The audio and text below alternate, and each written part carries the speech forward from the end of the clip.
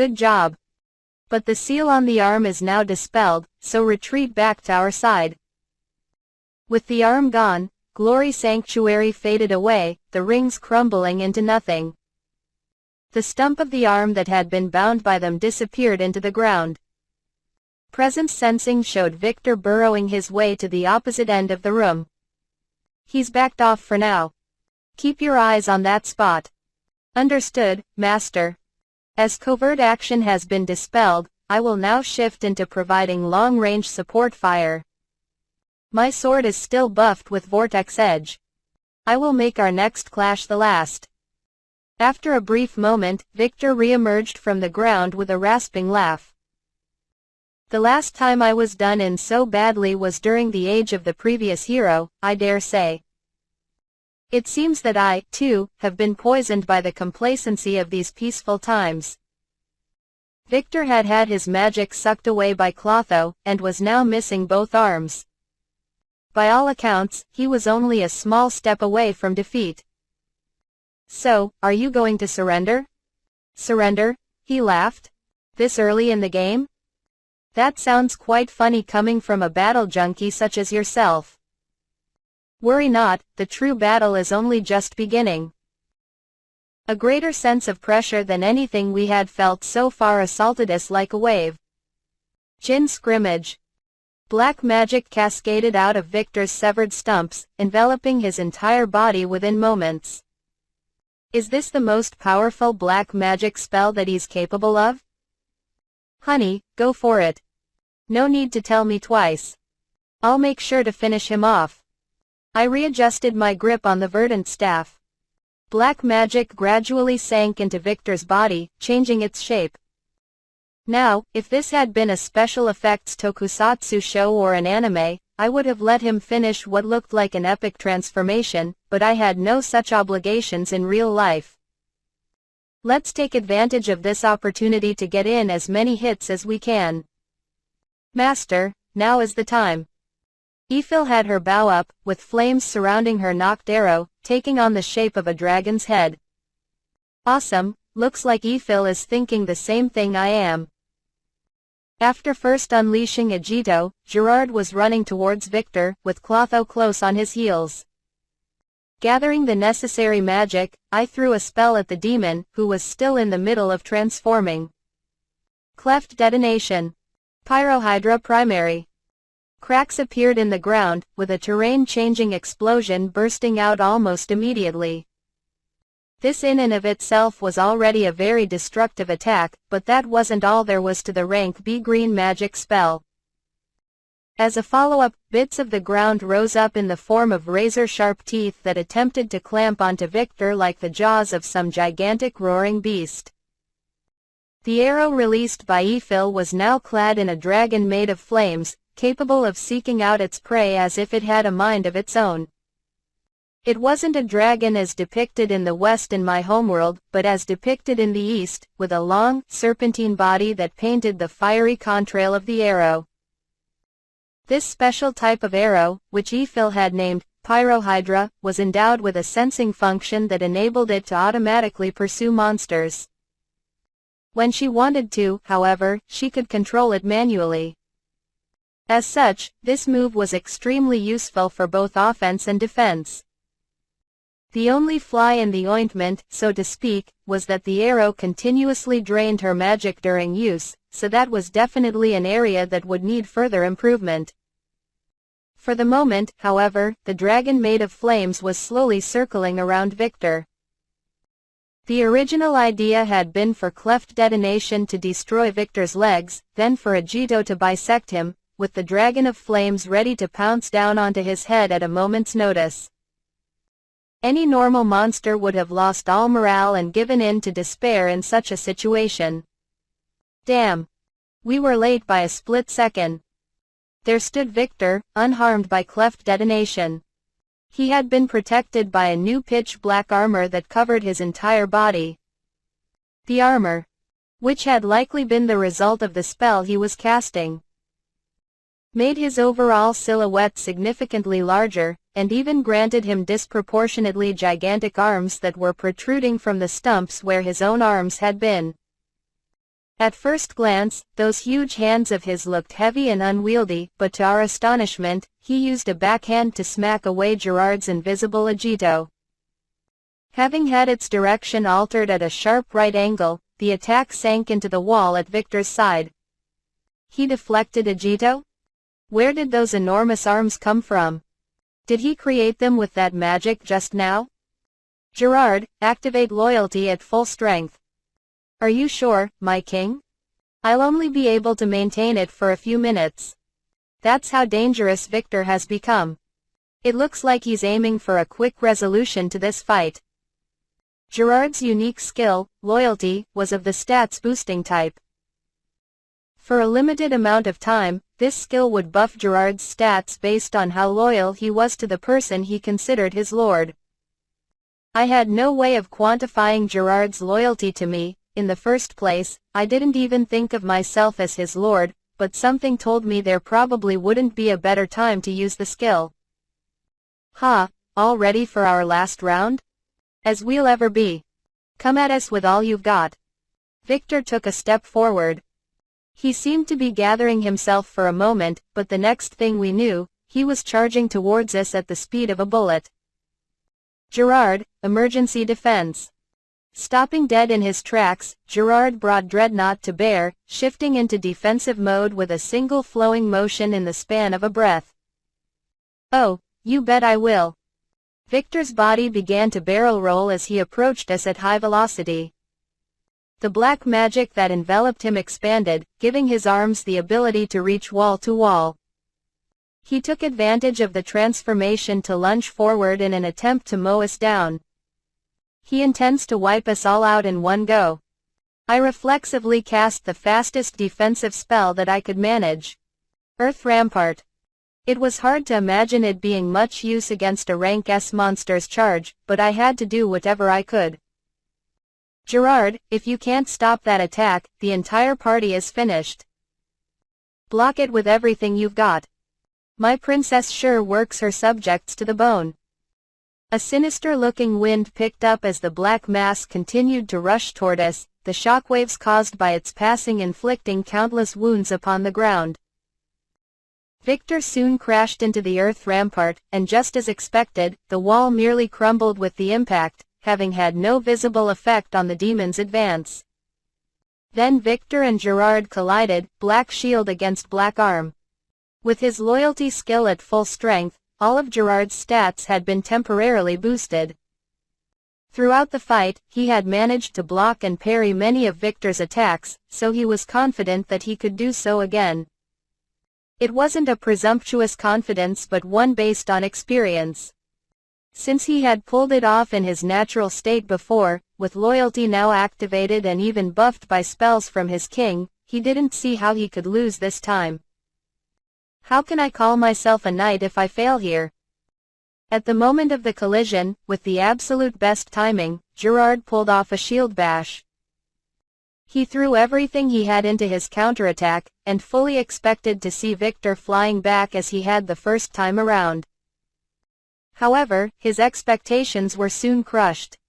The demon murmured, "Well, that's rather imprudent of you." A terrible impact assaulted Gerard. Although he had repeatedly told himself to never let go of his shield, the next thing he knew, he was empty-handed.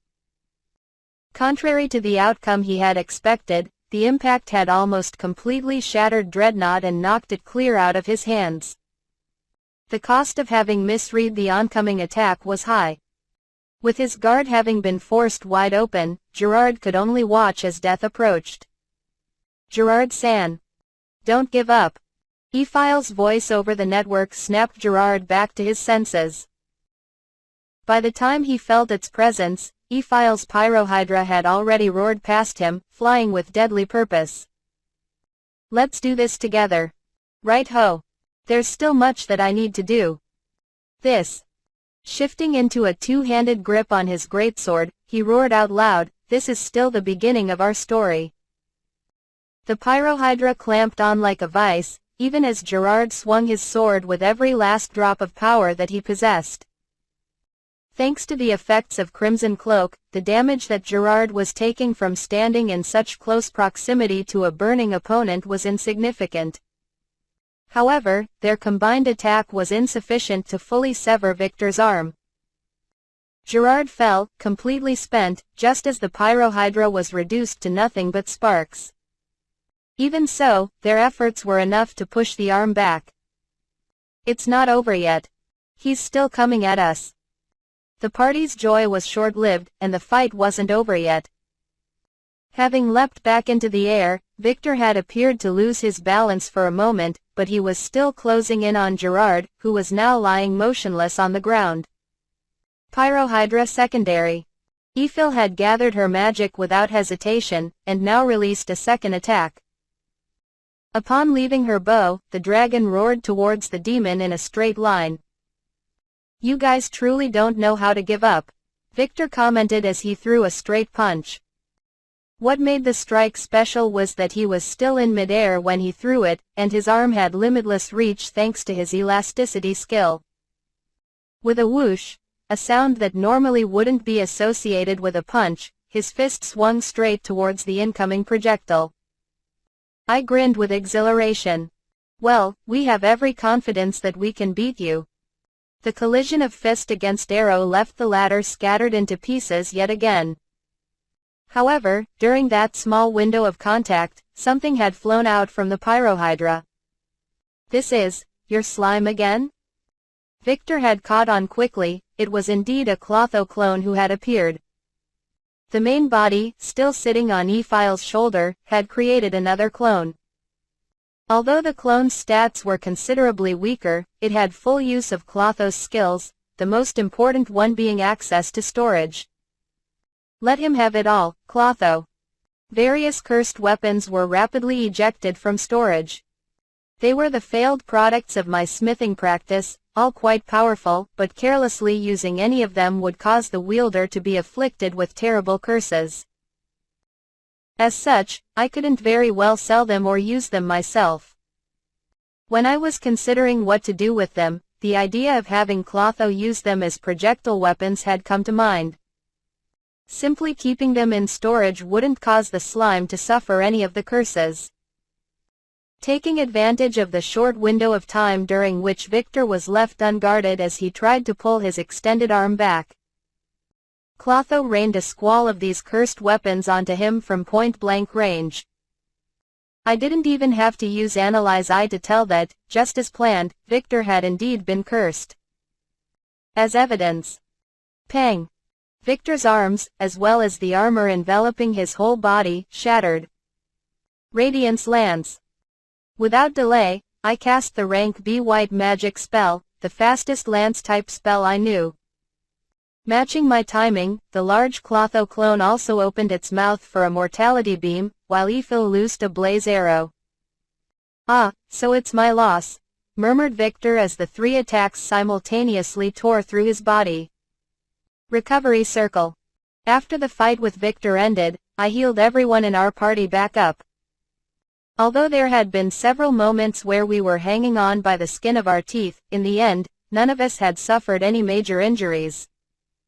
We had faced off against a close aid of the previous Demon Lord and come out of it largely unscathed, having clinched a victory. I was more than happy with the results. "Well then. You still alive?" I asked, looking at Victor, the very individual with whom we had been locked in fierce battle mere minutes before. His temporary arms were gone, there were 3 gaping holes in his body, and he was lying face up on the ground. He was clearly on the verge of death. "Yes, I am. Unfortunately, it seems I am still drawing breath." "So you are." All the haughtiness he had displayed during our initial encounter was gone. In its place was only the pensiveness of someone coming face to face with the end of a long, long life. "But before you go, there's something I want to ask you," I said. "What is it?" "From the very beginning, you actually had no intention of eating the woman that you called the Demon Lord's daughter, did you?" This was something that I had noticed halfway through the fight. Every time Victor unleashed an attack, he'd made sure that it didn't hit the bound demon. Early on, he had said that no attack of his could destroy the seal or even touch the woman, as he did not possess the human trait. I highly doubted that he had forgotten that fact. He forced a chuckle. You really have a sharp eye. Why did you lie to us? I can't see how it benefits you in any way. If I hadn't, you wouldn't have come at me, in full force, would you? I was entrusted, by Gustav Sama. Victor's words were slow to come now. I probably do not have long left. I'll keep it short, but allow me to share with you the story of the previous era's hero and demon lord. Hollow diamond, hollow diamond, hollow diamond, hollow diamond, hollow diamond, hollow. Demon Lord Gustav was a tyrant.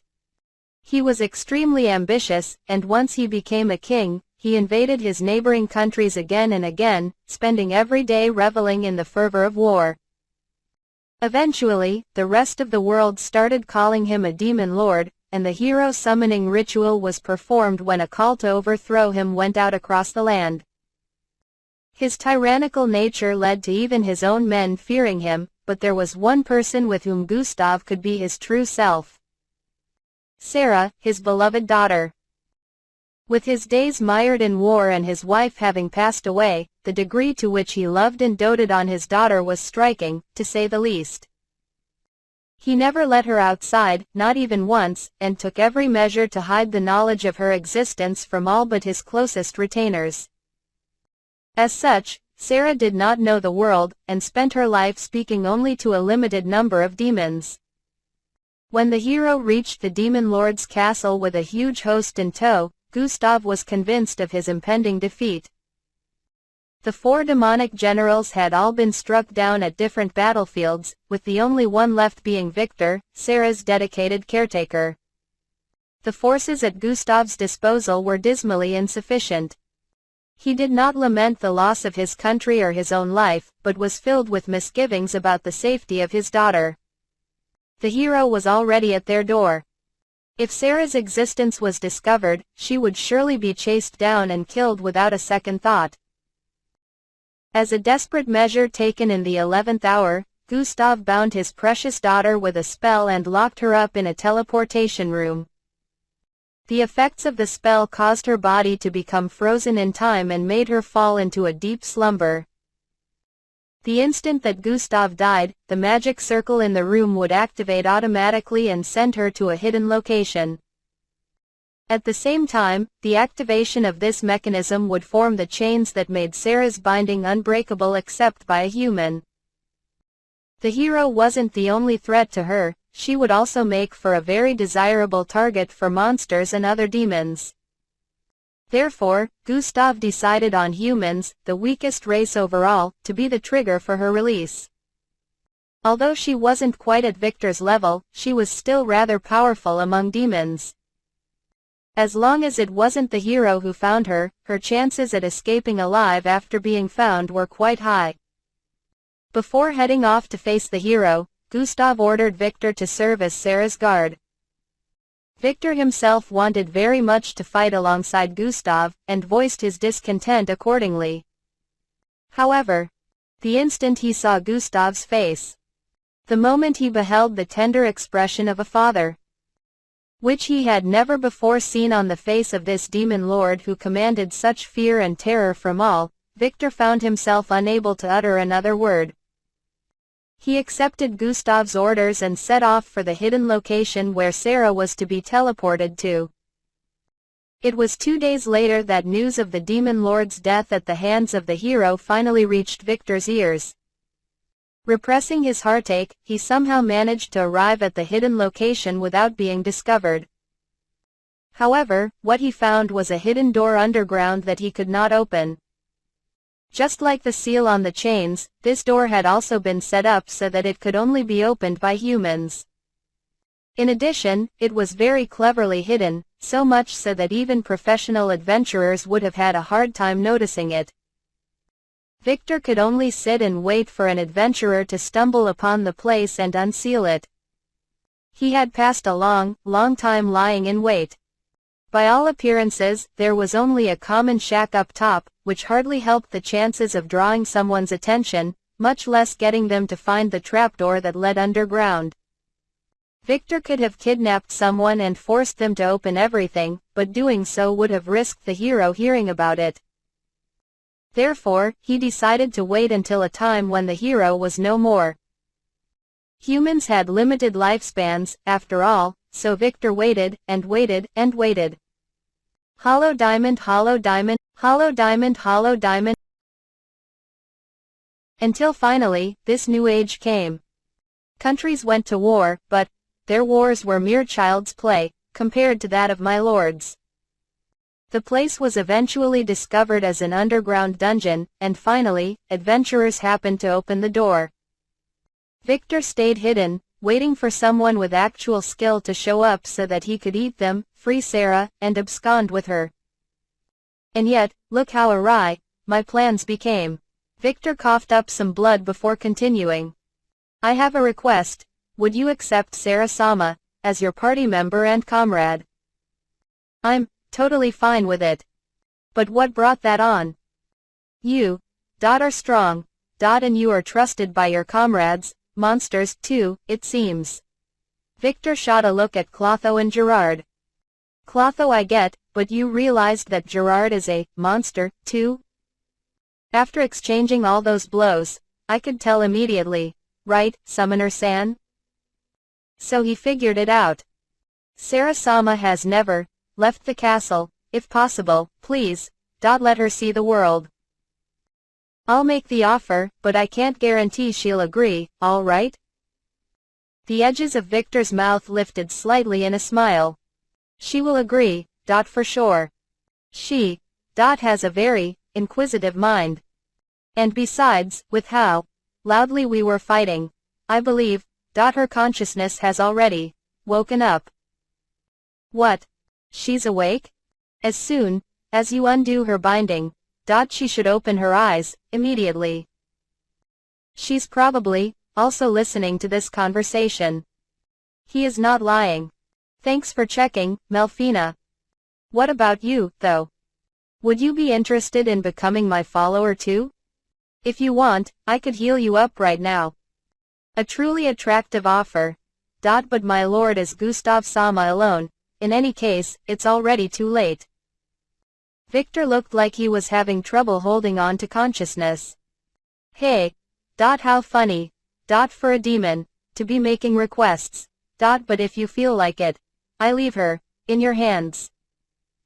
His last bit of strength drained away, and Victor fell limp. At the same time, a fanfare rang out inside my head. I leveled up. Most likely due to the difference in our levels, I had earned a massive amount of XP from the victory. The fanfare continued to ring on and on, but somehow, it sounded a bit hollow. Well then, let's free this Sarah person, shall we? Are you sure about this, Master? Didn't Melfina-sama say there is a chance this girl could become the next Demon Lord? Ephial's concerns were warranted. Well, as it turns out, I'm a pretty sentimental person, I replied with a sigh. It seems I really am bad at following through with things. All it took was for me to touch the chains and they shone with a bluish-white light before shattering and falling away. Hey, can you hear me? The red-haired demon slowly opened her eyes. Both Father and Victor are such idiots. And started bawling her eyes out. All of us emerged from the hidden cavern of the sage and climbed back up to the rundown hut. I'm so exhausted that I just want to dive into bed and sleep. Contracting with Sarah had taken quite a bit of effort, but I'd managed it in the end. As for why it had taken so much work, well, it was because she just couldn't stop crying. After waking up, her tears had flowed non-stop, several centuries of pain and grief hitting her all at once. The rest of us did everything we could think of to calm her down. We practically spent as much energy on it as we had during the fight with Victor. Which reminds me, my first encounter with Ephil pretty much went the same way, didn't it? Eventually, I was able to bring up the matter of the contract, and got her consent for it. Sniff. Okay, I agree. There we go, contract formed.